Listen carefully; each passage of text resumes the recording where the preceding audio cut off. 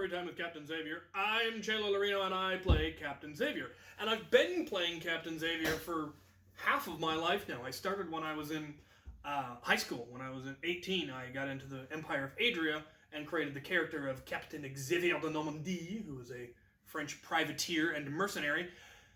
And this story goes back to those days, when the early days of the crew. Now, the crew was not formed in the Empire of Adria. It was formed in the realms of Avalon, which was a group that broke away from the Empire of Adria. And since I couldn't care less about the politics at the time and wasn't really paying attention, I played with both organizations because it was more people to fight, more tournaments to win, more glory to achieve, and that's what I was there for.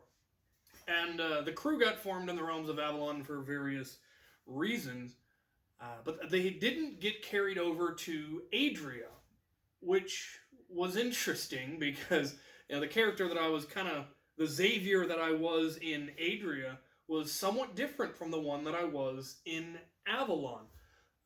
In Avalon, I was the leader of this disreputable group of pirates, because we were very distinctly pirates when we first formed. We later went on to become the more reputable mercenaries that we are now. Back then, we were very distinctly pirates, and we got up to all sorts of shenanigans and diced and all of that jazz.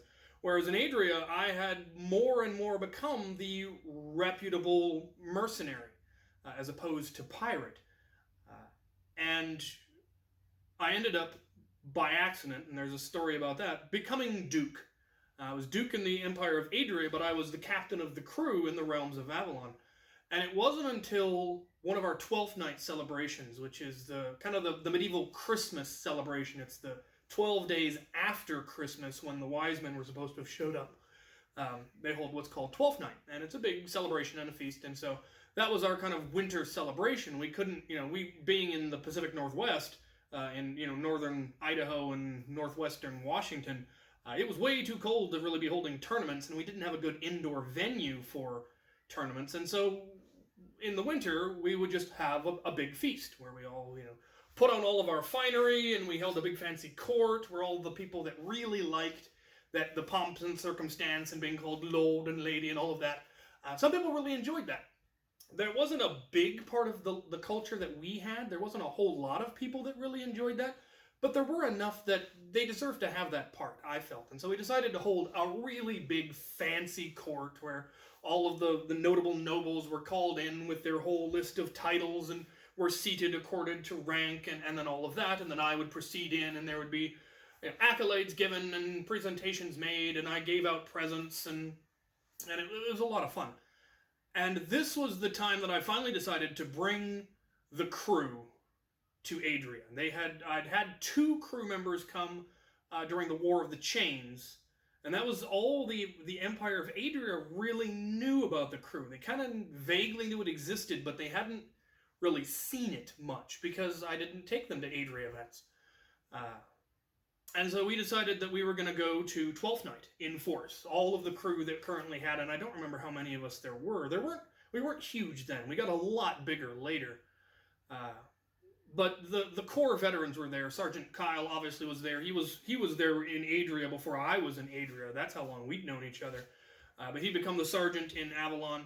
And we had Sergeant Carl. We had, I think we had a couple of corporals at that point. But a lot of the older crew that have been around for the longest, and most of them have now moved on to other parts of their life. But Wolfric, I think, was probably one of the corporals at that point. I'm pretty sure he was there. I know James Avaloxbane was there, and a couple of others. I don't remember who all came to that one. But Twelfth Night was being held in Spokane, and we were all down in Moscow. And so we road tripped it up there. Carl's family was from Spokane, so he ended up billeting at his parents' place. And his parents' place was so big, it needed a garrison of troops. The place was enormous.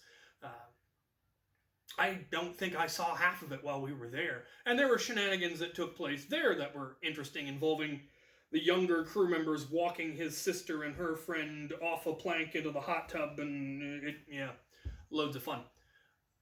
And the 12th night happened, and there were the Adria got to meet the crew, and there was nothing. They'd never seen anything like that up to that point. I mean, there was me with all of my militaristic stuff, but then all of a sudden, I had an army, and they were in matching tabards, and they were marching in step, and they were following commands, and sir, yes, sirring, and all of that.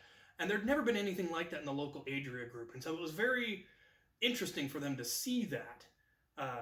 I think my favorite interaction of that entire evening was when Dame Amara, who had previously been the Duchess, and her husband Stephen, Sir Stephen, who was supposed to be the Duke, but he ended up sticking it to me, and he ended up being my Chancellor. Loads of wacky hijinks ensued there. They showed up, and they were the ones that were putting on the feast. They were going to be doing all the cooking, so they had all sorts of gear and coolers full of food and all of that needed to get brought in from their truck. And it was, usually I always helped out with that. That was something I always did, was help, unload stuff. But when they got there, I was already in my finery because I was in the Duke, and I had brand new garb, and it was all just gorgeous and silver, and surely I was not going to allow it to get mucked up in the mud. And so, they're unloading, and, Amara sees me and goes, well, you're clearly already, got your finery on, so I'm not going to ask you. And I go, do you have a lot to unload? And they're like, well, we've got the whole truck. So I turn over and yell over my shoulder, all right, you scum! And there's this booming eye from the hall, just echoing, the rafters shook, and Amara's going, what on earth? The crew come charging in, he's like, help this woman unload her truck. And she's kind of, and just the crew go flying by, and the truck gets unloaded in like a minute. Steve comes in lugging some huge cooler that immediately gets taken out of his hands, and he's kind of going, what's going on? And Amara goes, Steve, we have scum! Like I said, they'd never seen anything quite like that. The truck was unloaded, because we were good at that sort of thing. We were soldiers. And great fun was had, and all of the pomp and circumstance happened, and Sir Stephen and Dame Amara and Dame Lily and Dame Cressida, Sir Hamish, all got processed into all of their pomp and circumstance, and it was a lot of fun, and presents were given to various people. Meanwhile, my crew are all in formation, looking incredibly impressive in uniforms and all of that. Meanwhile, people are dicing behind the throne. I'm like, I got 300, loads of fun was had. The feast was fantastic. There was dicing and gambling and all of that jazz and dancing, and then we left. Of course, we went back, and we went back to pretty sure we went back to Sergeant Carl's place. We might not have. It's all blurry now. But the Toys R Us raid was on the way home. So we all just had an absolute blast, and we're all, all ready for some piratey stuff, because in Avalon, like I said, we were still pirates, and we were still decidedly pirates.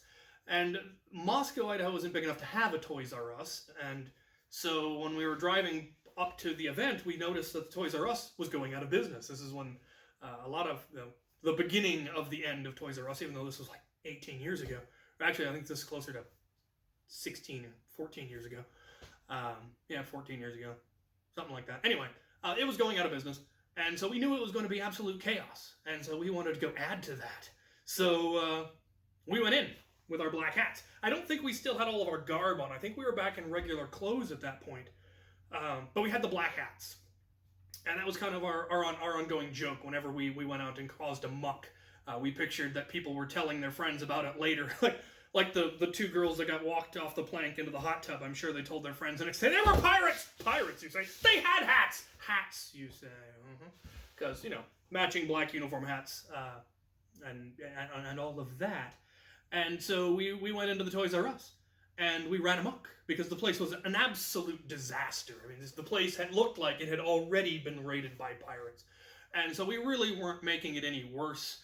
We filled up shopping carts of stuff and left them around. We moved stuff around on the shelves, only to realize we were actually putting stuff back where it originally went. We got one of those giant crayon banks, and went jousting with the tricycles and dancing in the stuffed bear aisle where we all have a teddy bear dancing, Nobody said anything about any of it. And finally we're like, okay, time to go. So I went over to the front of the store, and all right, you scum! And the crew was spread out all over the store. So again, big booming "aye" from all over the place. And one of the cashiers clearly grabs us. "Security, we've got a problem at the front." Crew assembled, we formed up, we marched out. The moment we cleared the door, we booked it to the car because we knew security was on their way. And I can imagine what she said when they got there. There were pirates! Pirates, huh? They had hats! Hats, you say. I know. Then we ran for it. And it was a lot of fun. That was the the immature days of the crew. We're not that much different now. We're just all older. The vast majority of the crew, the local crew that I assembled, we're all thoroughly adults. Whereas back then, half the crew was high school kids, and I was, in college, and